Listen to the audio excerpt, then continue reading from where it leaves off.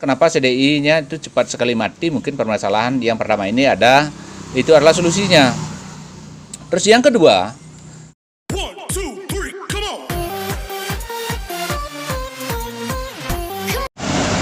selamat siang sahabat DP Channel dimanapun kalian berada di siang hari ini. Semoga di siang hari ini kalian saya temui dalam keadaan yang sehat walafiat dan selalu dalam lindungan Tuhan Yang Maha Kuasa. Nah teman-teman, di kesempatan ini saya ingin kembali berbagi tentang permasalahan seputar CDI. Nah ini karena banyak sekali ada komentar teman-teman ini yang bertanya tentang mengapa motor itu boros dengan CDI, itu CDI-nya cepat sekali mati. Tetapi ini khusus untuk pengapian atau tipe CDI DC. CDI DC itu CDI yang setrum masuk ke CDI ini adalah atau ada setrum 12 volt daripada aki. Itulah ciri-ciri tipe CDI. Nah ini motornya adalah motor Karisma. Keluarnya juga sama. Permasalahannya itu adalah CDI-nya cepat sekali mati. Tetapi setelah saya cek ternyata bukan CDI-nya yang mati ini, tetapi kabel bodinya yang bermasalah dan kiproknya yang bermasalah seperti ini. Nah untuk itu saya di kesempatan ini saya akan coba berbagi sedikit tentang masalah kabel ini khusus untuk tipe pengapian DC pada CDI Karisma ataupun Supra X125.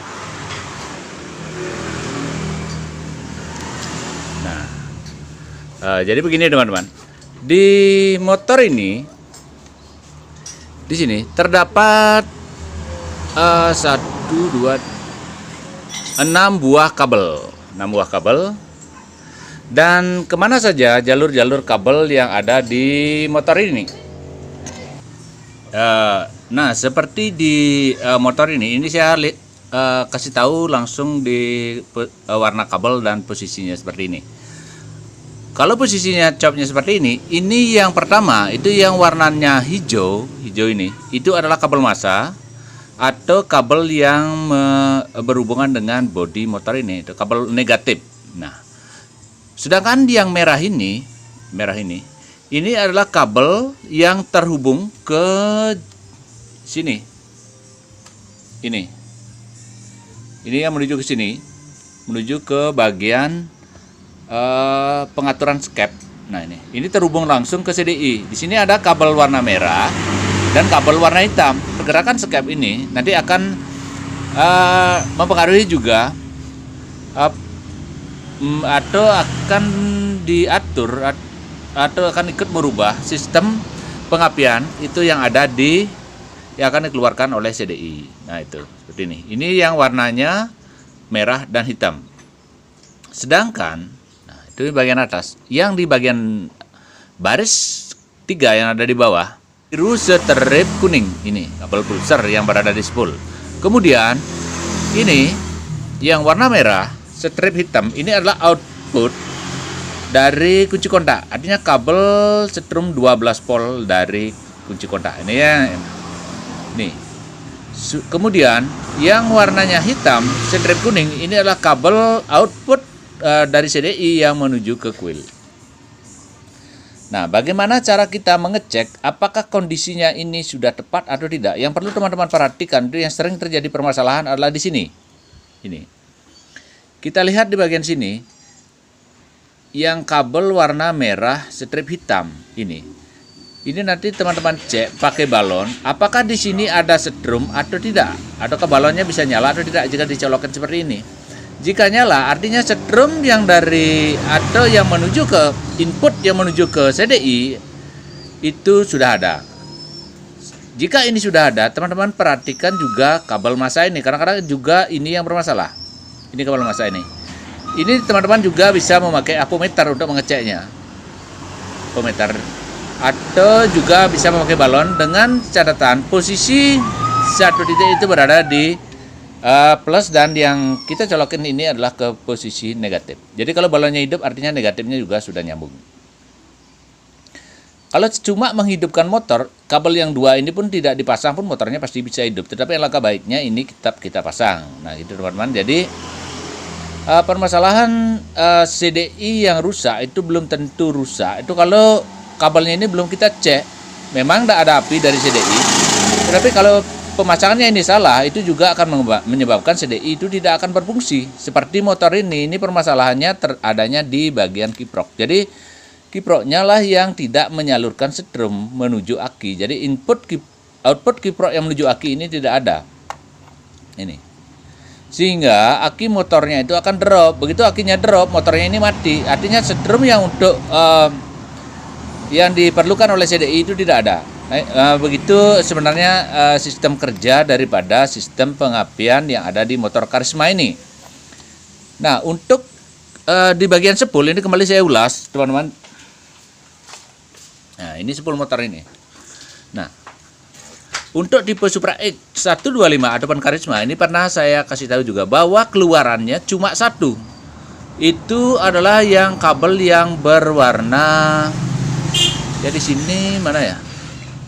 Nah, ini kabel yang berwarna kuning. Ini kuning. Sebenarnya ini kalau yang posisi chopnya ini adalah kabel yang berwarna putih.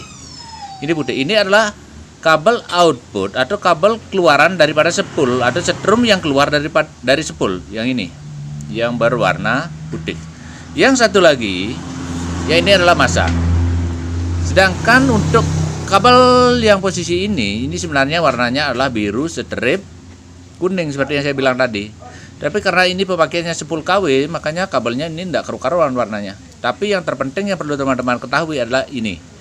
Ini kabel yang putih ini itu adalah kabel output atau kabel yang keluar dari sepul motor ini. Jadi memang Supra X 125 atau Karisma punya memang paling berbeda sistem sepulnya. Kalau motor-motor lain itu keluarannya dua setrum, yang satu menuju ke lampu, yang satunya lagi menuju ke sistem pengisian, sistem pengisian. Begitu juga di bagian kiprok. Di bagian kiprok, setrumnya masuk cuma satu, teman-teman. Ini yang warnanya putih. Sedangkan yang keluarnya dua. Sama itu adalah masih berupa setrum AC, itu belum disearahkan, itu menuju ke lampu depan yang berwarna kuning. Sedangkan yang berwarna merah itu menuju ke merupakan output kiprok, itu yang menuju ke bagian aki untuk mengisi aki, itu yang warna merah. Dan yang berwarna merah ini setrumnya itu sudah disearahkan atau sudah merupakan setrum DC. Ya satu lagi itu tentunya massa, teman-teman. Jadi untuk bagian ini bagian kiprok, silakan teman-teman tonton video saya yang terdahulu, itu sudah saya ungkap tuntas tentang permasalahan setrum ini. Nah, jadi yang terpenting yang perlu saya tekankan adalah jika teman-teman mau mengecek CDI itu hidup atau mati, yang pertama-tama teman-teman cek itu adalah arus setrum yang di sini dulu. Apakah di sini sudah ada setrumnya atau tidak? Nah, mungkin juga beberapa teman-teman itu berpikir kalau sepulnya mati bisa dicek setrumnya. Sebenarnya bisa.